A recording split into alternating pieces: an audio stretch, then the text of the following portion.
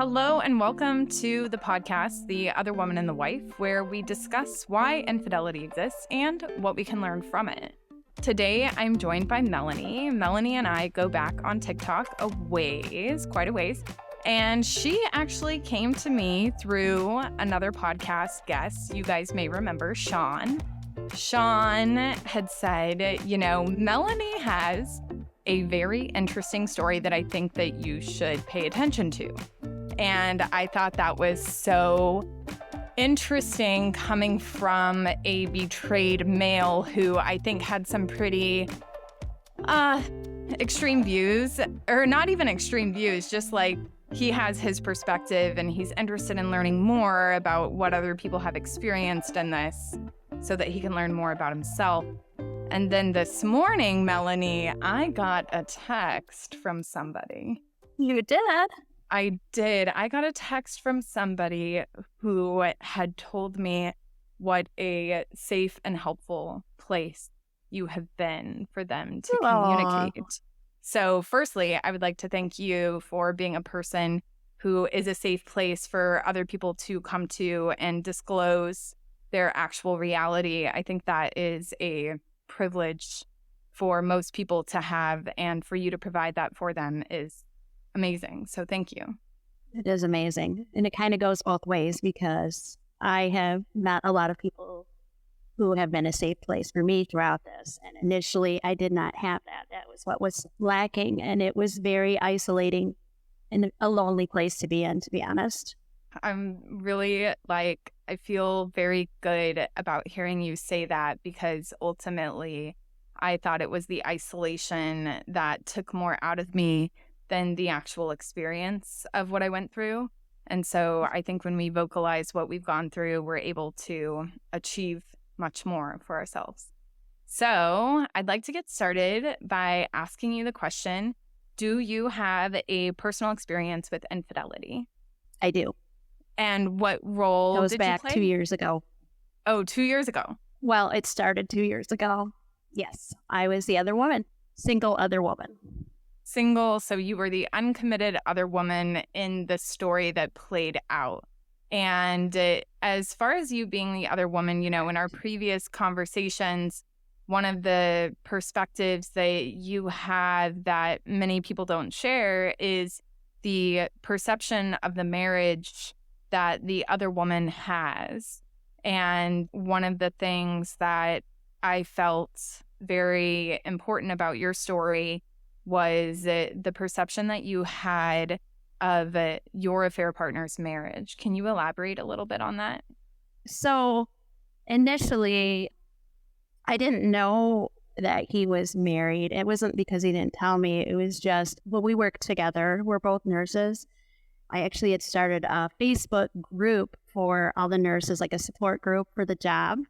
I was administrator of that, and I was adding other nurses on. And a lot of times when you send an invite, unless you were friends with them, they wouldn't see it. So I was just adding all the nurses. And so I had added him, and he accepted. But then, I checked out his page, and I didn't see any pictures of a significant other. He was not linked to her page or anything. But I wasn't really thinking much about it at the time, because initially I was involved in a relationship with somebody. It was like a toxic type relationship that I was trying to get out of. So I really wasn't paying attention to other men specifically. But that was kind of, when I found out he was married, it was like, oh, I'm kind of surprised, because she doesn't seem very involved. And then I don't know if you want me to start with how we started our interactions, because that might help a little bit. Yeah, you can. Okay. It's because of that toxic relationship, I was kind of in a bad, vulnerable spot.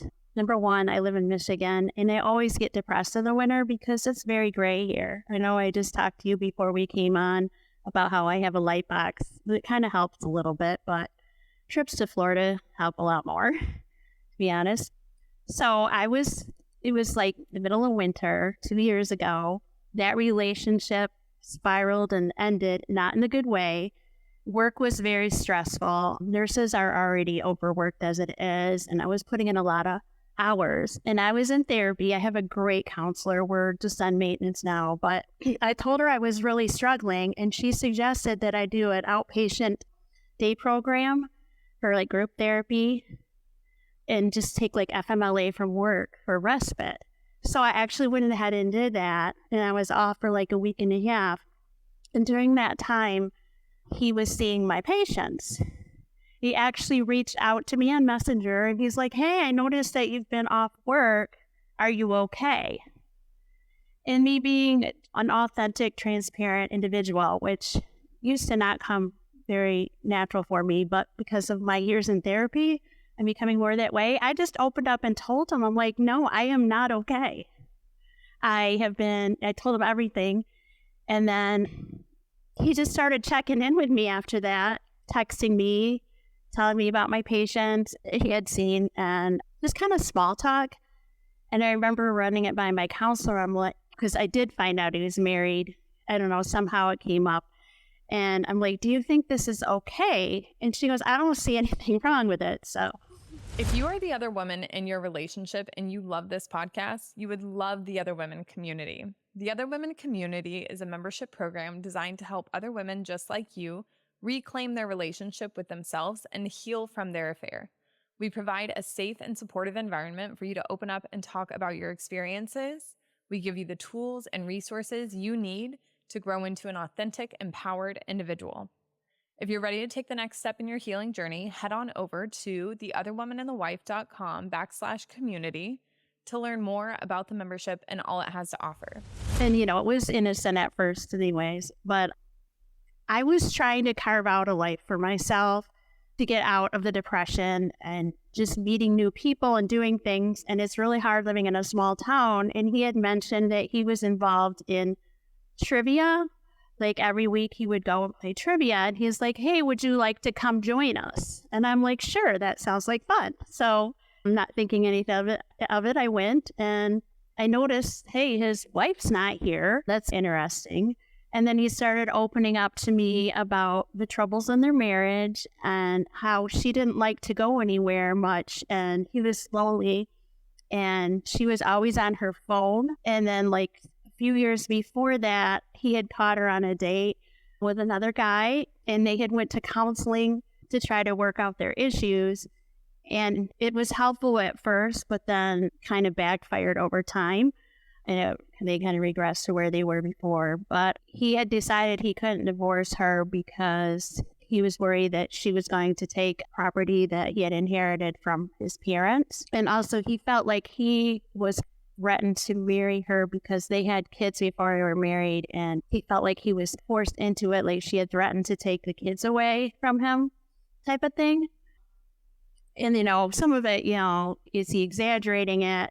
So a lot of people will say that, but then I, on my own, saw behaviors with her that kind of, like, he wasn't even really bashing her, but I saw it with my own two eyes, where he would come over and he would message her.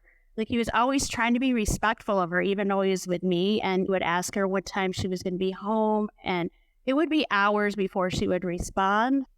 And then when you look at her Facebook, like, everything's public, and she has stuff on there about him where she's, I guess you call it like passive aggressively attacking him in multiple posts going back like to 2010, where she puts things on there like, I'm looking for a really good personal trainer. And then she'd say stuff like, I'm ready for a divorce. And she had a picture of like, he had put windshield wipers on her car. And she was like saying, look at this. My husband put these windshield wipers on my car, but he left the plastic on. Who does that? And I just know for a man, like, that's really demeaning. And I would comment to him, like, look at your wife is putting on Facebook. He's like, I know. And it was like, also, she would always tell her friends, well, he's probably not going to get me anything for Valentine's Day or my birthday. And he said that he just felt like he was forced to buy her gifts, not because he cared, but because she was nagging to her friends, kind of like keep the peace. So I think she's just, I don't know, doesn't know how to communicate her needs. What was it like for you to watch someone that you were falling in love with be degraded in that way? It was very hard, and my heart broke for him. And he constantly would tell me that he'd always wished that he had a best friend, and it never was like that with him. And he just really longed for that, and that he felt like he could open up and tell me anything because I was so transparent with him, and it made him want to be the same to me. And he said, I feel like we would have so much better open communication because of the way you are. And I said, I didn't used to be this way. I said, but I've had years of therapy and I've learned how to get in touch with my feelings and be open. And I feel like he was in all of that. And I taught him so much about how to be more open, and he just felt safe with me. He did not feel safe with her at all. Why do you think he stayed in the marriage? At one point, I pinpointed him on it because he actually said that I was his soulmate, and he was planning on leaving her. And I know it was only words, but words matter. He got scared because she got wind of it. And as soon as she got wind of it, he said that he had a fear of change, and he was afraid that if we got together that I would leave him and he would be all alone. His fear of the unknown. He left this part out, but he knew she wouldn't leave. And he said he was choosing to remain in a miserable marriage because of that fear. But he always told me that he loved me the entire time. And I can't really say anything too bad about him. I mean, he's human. The only bad thing was holidays, Valentine's Day, vacations. I was alone. Yeah. And what did you do with your time when you were alone in those moments? Well, I think it was helpful that I've had all this therapy, and because I've been in relationships that were very toxic, that I was able to do a lot of self-care and be okay with it. What types of things do you do for self-care? I like nature. I like going on walks, listening to music, warm baths, and I've gotten away from it. I need to get back into it, but I practice meditation when I'm stressed, and it's very helpful. And exercise. That's great. It's not to say that I don't regress, though. I want to say that you're never fully healed, and I learned this in counseling. There's not an end point, and we can regress, because I had been in this place when COVID first hit. It was actually a blessing in disguise. I know for a lot of people, they struggled with depression and all sorts of things like the suicide rates went up. But for me, it forced me to be by myself, because I've always thought that I needed to be with a man, and I didn't choose wisely. So I would not grieve the last one. I just go on to the next one like it was a Band-Aid fix. And I was actually single for a while during that time, and I had healed quite a bit. However, I was in a vulnerable spot and regressed 2 years ago when I met my AP. So I did, regress a little bit, but it's like any other habit in life, I guess. So like it's a lifestyle when you're trying to get into shape. Nobody is perfect, and we shouldn't have any sort of shame about, we're not failures, is what I'm trying to say. We're human beings, and we have needs and we have longings, and you're not meant to do life alone. I love that. You are not meant to do life alone. Can you elaborate a little bit more on that? Well, so you do ultimately have to know how to be happy within yourself. I don't know if happy is a word, but content. But that does not mean that you are on an island in isolation. There's people there that can support you and talk to you. Safe people, though. You have to be with people that are safe, and if you're married to somebody or your partner, somebody that doesn't have those skills, either they refuse to learn or they just don't have it, you're going to feel so isolated and depressed, no matter how much meditation you do or self-help books you read. We need people. We do need people. Yeah. So after everything broke down in that relationship with him, it's hard. And I listened to your podcast yesterday with a gentleman. I forget his name. Marty. But Marty had a comment on there that really resonated with me. I think he said something like how hard it was afterwards, grieving and not having anybody to talk to about your situation, because it's so taboo. And it's hard to find safe people, even those who do care about you. Like one of my best friends, her husband had cheated on her. And I had talked to her a little bit about it, but obviously she was not going to understand. It was kind of like, oh, well, just move on. Like, you shouldn't be messing with a married man. So that was not going to help me in my grieving process. So I couldn't really, she meant well, though. I still love her. You know what I'm saying? So you have to be really careful. Melanie, how do you determine whether somebody is safe or not? That's been a very tough lesson for me to learn. That might be part of my problem because, yeah, I'm a rescuer. Gosh, I'm still learning that one. But it doesn't necessarily mean they have to be somebody that's been exactly in your situation, but similar enough, somebody that is non-judgmental, keeps an open mind, and speaks with compassion and love instead of shaming you. Because if you shame somebody, they're actually going to do the direct opposite of what you say. When somebody's judging you, you're just going to feel less than and really small, and it's just going to backfire. So you just have to be careful. Yeah, I agree. I think that many times we think that our personal network is the only network that we can lean into. And I think once we start to recognize that our fellow humans that we were not born into a family with are people who are willing and capable of helping a certain situation, we can allow ourselves to open up in that way. And it does provide us with a sense of clarity. So yeah, being able to hone in on your ability to discern who is safe for you to divulge to and who isn't is super important. Yes. And at first, to be honest, I didn't feel like I deserved that because even from safe people, because of the stigma, because it's like, well, you got yourself into this mess. He was married. This is your karma. So it's like I had these strong feelings of sadness, and I felt like I couldn't even take ownership for the fact that I felt that way because I felt like I deserved it. I deserved to feel that way because I messed with a married man. And nobody should feel that way. Not at all. I think that when we start to resign ourselves to a state of deserving, we put ourselves into a pit, really, and cover ourselves with unnecessary negativity. One of the things that I really like to focus on whenever somebody is being vulnerable in front of me, I do my best not to provide unhelpful commentary. So like your friend saying, well, that's what you get. Like that doesn't actually promote any type of growth. It hits you right here. Yeah, absolutely. Like what? I deserved having feelings for a man that was committed to somebody else? Can we flip this side of the coin over and really take a look at it and figure out what is helpful to us as far as conversations that we are having and the communication that we foster in real life?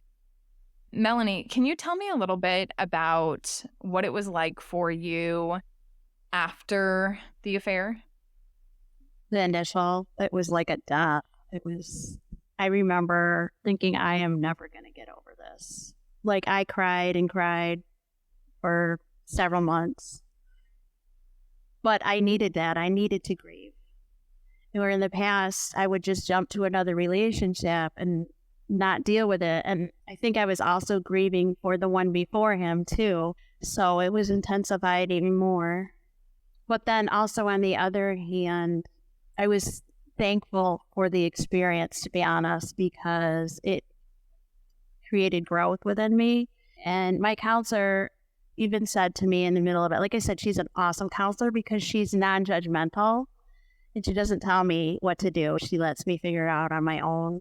But she said, I am glad that you finally were in a relationship with somebody that showed you how a man really should treat a woman, because I had been with men that were physically and verbally abusive in the past. So she said, I'm glad you get to see how a man is supposed to treat a woman. How did he treat you differently? He was always thinking of my feelings and allowing me to vent about my day. And also acts of service. He would come over and he would make me lunch. He would clean my house. He treated me like I was his wife. We went grocery shopping together.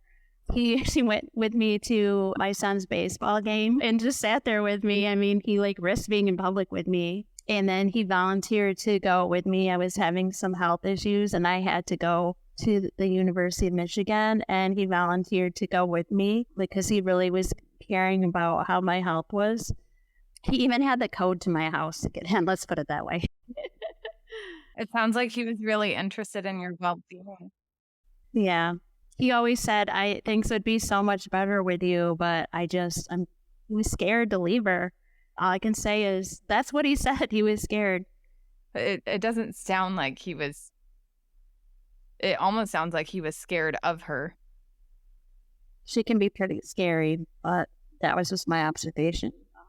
How do you think his marriage may have contributed to him pursuing the affair?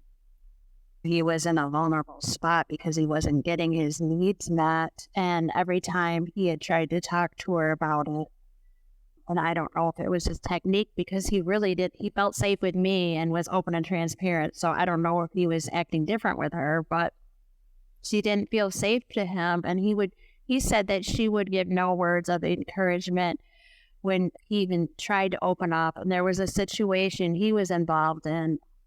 He was involved in some legal battles because he had worked in a jail, and inmates sue a lot. And that was still going on when he was working with us. And I remember the day when he had to go to court, and he was kind of scared. And he told me that. And then afterwards he said, I was so glad that I had you to talk to. He said, because when I tried to talk to her about it, I got no words of encouragement. He goes, even when I try to open up, she doesn't know how to relate or to comfort me. She's probably dealing with a world of pain. I don't want to bash her at all. I don't know. I'm trying to give her the benefit of the doubt, but from what I see in him, I know women can get that way. And men, if they've been hurt enough and then they just start lashing out, but it makes no sense because even still, why are you posting all this stuff publicly online? It just doesn't seem, I don't know, like she wants everybody else to see it. I don't know. See his shortcomings? Yeah. Huh. It stopped though recently. I would say recently, like the last 6 or 7 months, because I'm not proud of like all the ways I behaved afterwards. I did my best, but I did look at her social media. I guess I don't know why I'm sitting here trying to say I shouldn't have, because that's probably how people react afterwards. But it was more like I was trying to protect him. And I saw she was having all these posts still bashing him. Like it's really subtle, but you see it, you know what I mean, type of thing. Mhm. I could give you more examples, but I finally made, and I'm not into drama. I made a public post. I didn't call her out, her name specifically, but I just said, I hate it when I see people bashing, their significant others on social media. I said, that's very demeaning.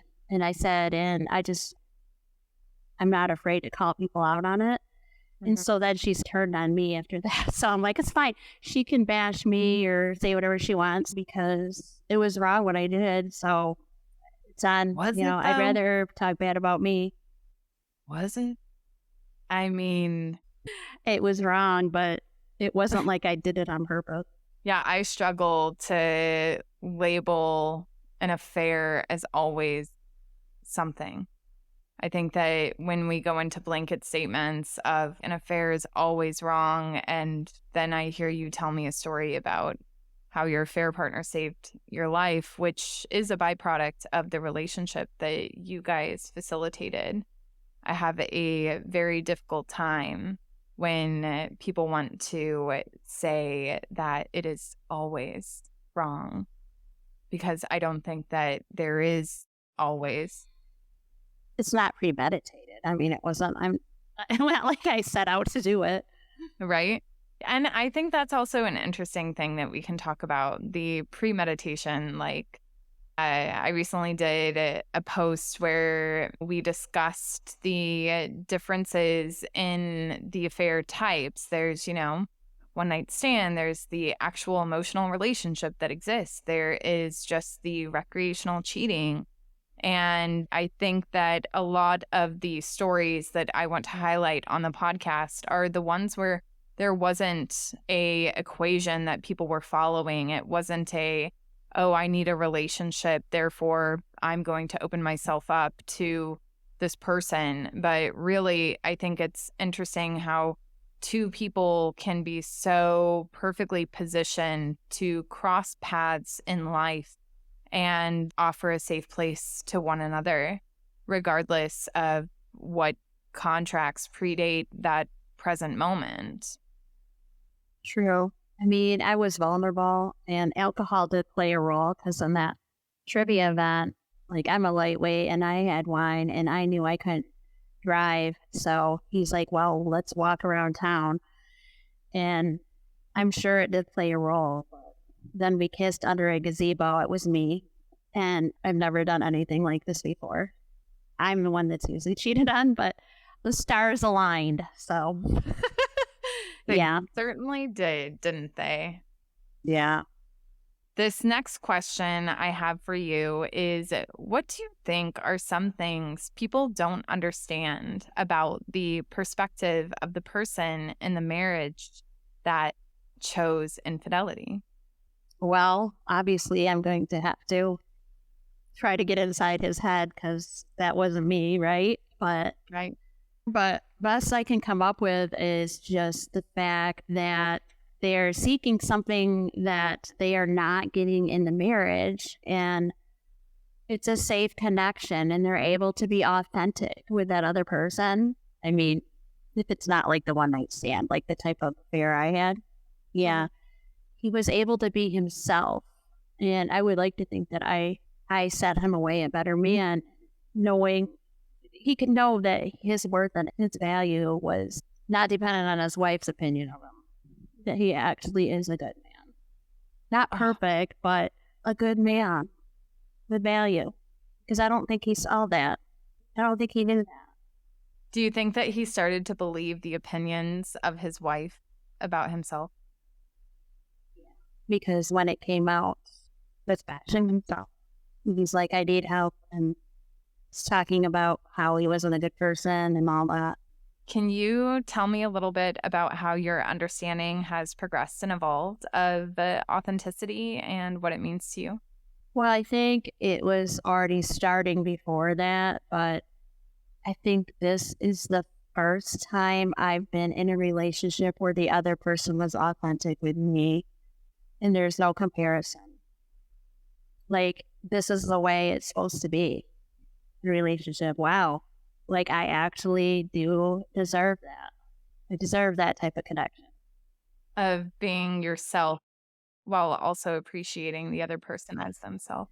Yeah, that's what intimacy is. True intimacy, and we're not talking about sexual intimacy. What is intimacy? Intimacy, well, if you break it down, it's into me, you see. It's just being able to like lay yourself bare in front of somebody. Here I am, but your flaws and all, and they just accept you, the good and the bad, all your imperfections. That's what it is. And you can be safe to be yourself. They're not going to judge you. I'm so glad you used the line intimacy because whenever people, you're right, the superficial explanation of intimacy, people just bleed it into sex. And I'm like, no, intimacy is actually being able to see a person for who they are at their core. And that doesn't mean idealizing them. People think affairs are about sex. And, maybe it is for some people, but I don't think it has anything to do. So I think that some people do utilize infidelity to gratify superficial sexual wants and needs that they are afraid to communicate. But even, me making that statement, it ultimately comes down to fear, right? It comes down to the fear of communication, being seen for who you truly are, allowing your own insecurities to be visible to somebody else, and allowing them to speak truth to those insecurities so that you can begin to make peace with them.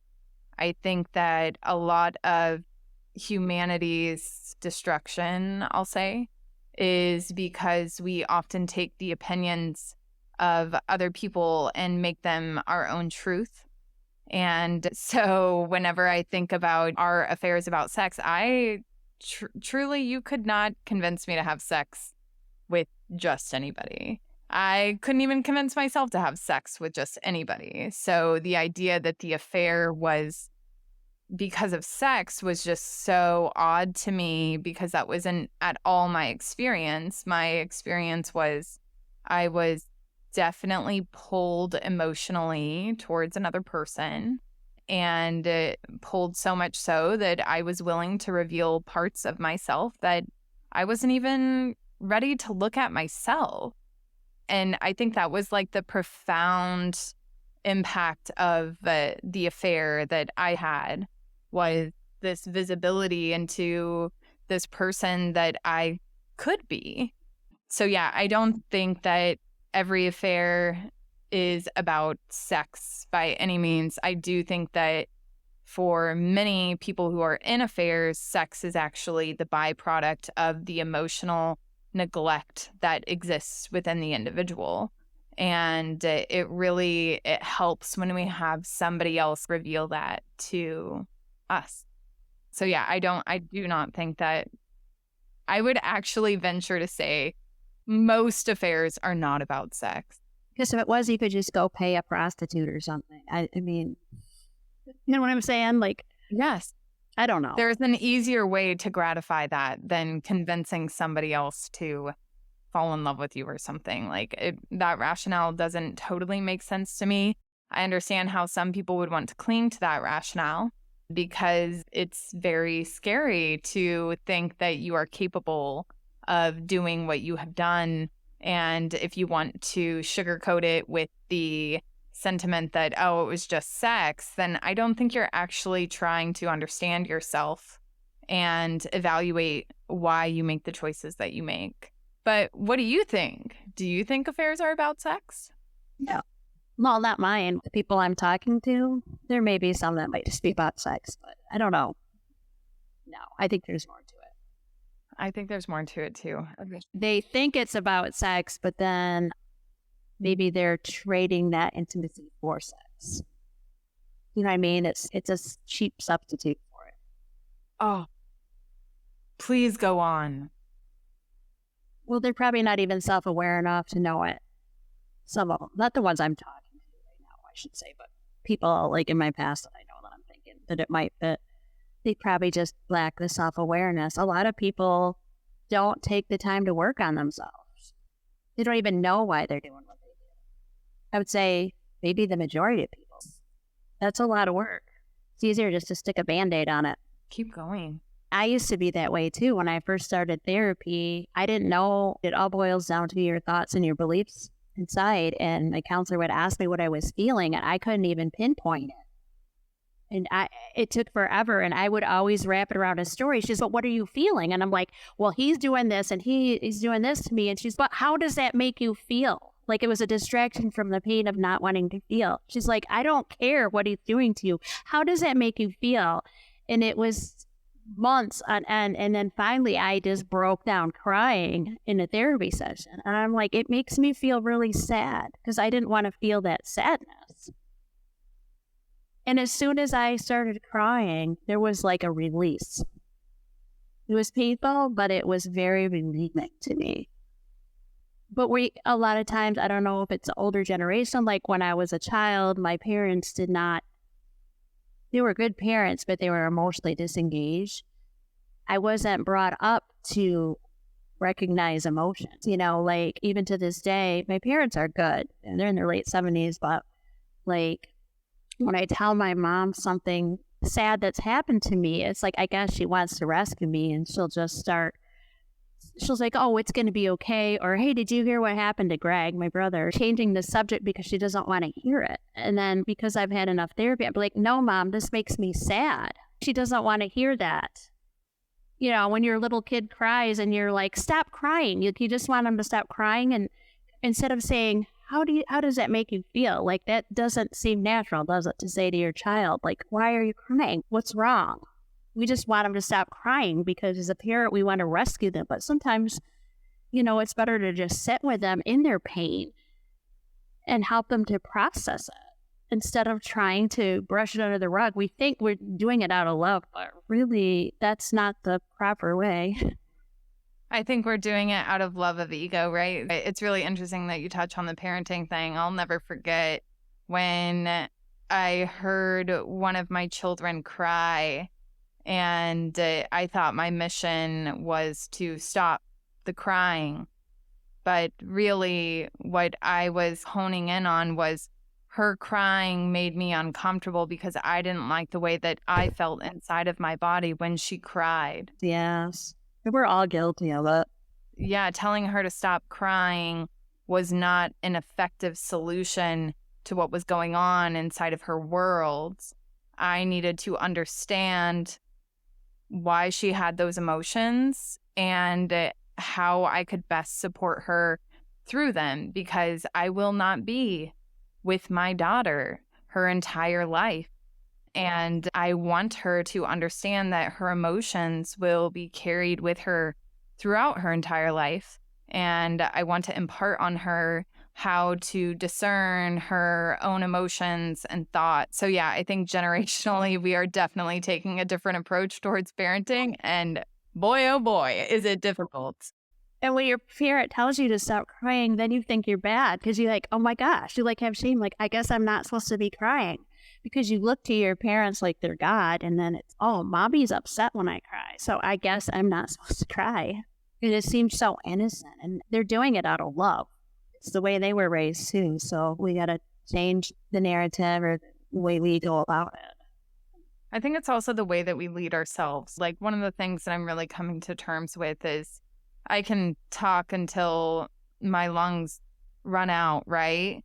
But the actual change is being able to demonstrate to my children what the pursuit of happiness and fulfillment looks like, and making that one of my top responsibilities so that they too can pursue that for themselves.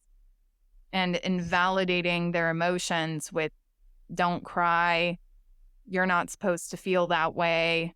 All of those actually shut down the individual who is responsible for understanding their emotions.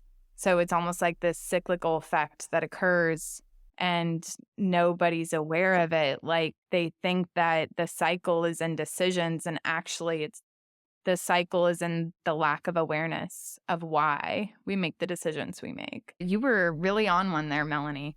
Sometimes I got it. Can you talk a little bit more about your relationship with your parents and how you have been able to appreciate, respect, and accept them for who they are, regardless of the tools that they had available to them during your childhood? It was a process, let's put it that way. Another thing you don't know about me is my dad is a pastor. He's been at the same church for 45 years. I'm 49. And I was homeschooled before anybody was homeschooled. Me and my brothers, I'm like the only daughter and the youngest of the baby. And in addition to being a pastor, my parents both have master's degrees in education. So they would work outside the home, and they taught adult community education programs for people to get GEDs. So they left me and my brothers home with a babysitter from 2nd grade through 9th grade. So there was a little bit of emotional neglect there. I know they meant well, but they thought the public schools were not good enough. I still don't know why. And they pulled us out and they taught us at home. So I was socially isolated. And then once I got to high school, I begged and begged. I wanted to go back to school. And it was obviously culture shock, because it was not like homeschooling is now back then. We were very isolated. And so I didn't fit in. I went into public school in 10th grade. And my way of coping was going off with the bad guys. I ended up getting pregnant when I graduated from high school before I left for college by one of the bad boys. I found out when I was at college, and I dropped out without telling my parents. So they didn't even know I was dating this guy. And I was going to just do it on my own. So I had saved up like $10,000, and I got like a hotel room, and I had worked as a home health aide back then. I'm like, I'm just going to do this. I'm not even going to tell my parents. I'm not even going to know where I am. That didn't work for more than 2 days, and I was confiding in an older lady that I worked with, and she's well, you really need to tell your parents that you're pregnant. So she brought me over with all my stuff, because I had dropped out of school without telling them, by the way, to my parents' house, my house, and I had to tell them. That was really hard, and my dad got up and cried. My mom hugged me, but then like a day or two later after that, my dad said to me, you need to get up in front of the church and confess your sins. Otherwise, it means you're not a Christian. And I was 7 weeks pregnant, and not too many people knew. Yes, it was very traumatic. And so I told him I would do it if he wouldn't tell them what my sin was. He told me, okay, I won't. But he lied to me, because he got up there and he said, I got some horrible news. Melanie came home from college and told me and Beverly, my mom, that she's pregnant, 7 weeks pregnant. Why doesn't everybody come? Oh, actually, he made me go tell them I was sorry first. So I confessed my sins, and then everybody came up around to give me a hug, and it was the most traumatic experience of my life, and I felt like I was wearing the scarlet letter. It was awful, and I had to deal with that for years in therapy later on, but I had some EMDR and stuff, and I finally just dealt with it and got to the point where I could look my dad in the eyes again. And I could finally tell him that I loved him. And he has actually apologized for doing that. But he was obviously just thinking of himself, and his job as a pastor, because I was living with him during the summer. I got pregnant before I went to college. So I think he was afraid that he was going to lose his job as a pastor. That's all I can think of. I don't know. Yeah. I don't love that. I don't love that. I don't love that. It feels like public shaming. It was. Plus, what does my sin have to do with them? That would be my sin against God, wouldn't it? I'm not like a person of authority. I wasn't the pastor. I was the pastor's daughter, but I'm not up there preaching. And what if I had, been on birth control and didn't get pregnant or had an abortion? Nobody would know, but the fact that everybody can see I'm pregnant, I mean, it just seems like a double standard. I think that parents feel this need to make an example of their children, and I just absolutely hate it. So I know what it means to feel shame, to somebody shaming you for something that you did wrong. It's been a repeating theme, judging me for what I've done. Yeah, that is awful. We all fall short. We all sin. And I still have a strong faith in God, but I think the people that judge are just as big of a sinner as the others, the ones pointing the fingers. You have no idea what they're doing. Nope. Judging is a sin. Yeah, it sure Take is. the log out of your own eye first. But it took me a long time to realize that. I was the black sheep. I know what it's like to be a black sheep. Lone Ranger over here. Your behavior has consequences, and people think that the consequence of infidelity is this negative existence afterwards, and I'm like, that's not it at all. The consequence of infidelity is actually knowing that you are capable of making decisions, or you are capable of neglecting yourself to the point where you do things that you wouldn't do normally. Right, it's self-neglect. Yeah, it is. It's self-neglect manifested in one of the ways. There are multiple ways that self-neglect can manifest itself, and I think that infidelity is one of the many ways that self-neglect can manifest itself. Melanie, before we close up, I would love to hear your thoughts on just anything that you would like to tell the young woman that you were beyond 2 years ago, the young girl who is struggling with an identity outside of relationships, the one who has a difficult time understanding her own wants and needs, or even if you could go up to yourself inside of your therapist's office when your therapist was telling me, okay, you told me a story. How does that make you feel? What would you say to that girl? Would tell her that she's worth it, and her feelings are important, and that they matter, and kind of like in this situation after the affair ended, and, people like to say, throw around the word limerence. We all love. And truth be told, I mean, we can't possibly know. I want to say that he did love me, and I don't know how he feels now, but it does not really matter in the end, because what matters is how I felt. And somebody can try to get in and say, oh, you didn't feel that. That's so invalidating to say you didn't love him. That was limerence. How can you possibly know what somebody else feels? You can't. You are the only one with access to your thoughts and feelings. My feelings matter. And if you feel a certain way, why are you going to tell somebody what they feel? And that little girl within me and all these other women that have the little girl also trapped inside of them need to know that they really matter. And they're important. And that there's no shame in feeling whatever you feel. You have a right to feel whatever you feel. And that's okay. No matter how uncomfortable it is. It's more uncomfortable to hide it. And the reason it's so uncomfortable is because you thought you couldn't feel it for so long that there's so many feelings that are dark, trapped inside of you that are just wanting to come out. And it's like you're vomiting it all out at once. It's going to be painful. Whereas if you were experiencing it all the time and releasing it, it wouldn't have been as bad. So I'm really sorry for those women that haven't been taught that. But there's also hope. And I wish I knew somebody that could have been a role model to me to tell me that. Because I actually went into it with blind faith. Like my counselor would tell me, this is going to get better, this is going to get better. But I didn't believe her for so long because there was so much trapped trauma within me that it just, at first it hurts worse. And you got to go through it. You have to get through that tunnel to the other side. And that's what's so hard. And I'm really sorry that people have to go through that. But the only way out is through. The only way out is through. I absolutely love that. And that is how we will conclude this episode of the podcast. Melanie, thank you so much for your bravery, your vulnerability, your authenticity. I think that everything that you have shared here will inspire the young woman that you once were. And I am so grateful that young woman came to be. And she is here sitting with me today to talk about these very difficult topics.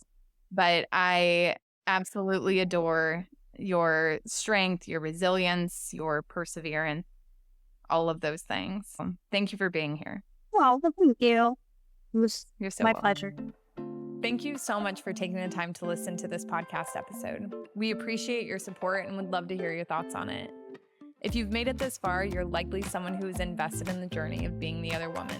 We understand that this can be a difficult and complex experience, which is why we offer guided coaching to help you heal and move forward. We encourage you to explore the links in the episode description or visit theotherwomanandthewife.com/coaching to learn more about our exclusive coaching program and apply today. Thank you again for your support, and we look forward to seeing you in the next episode.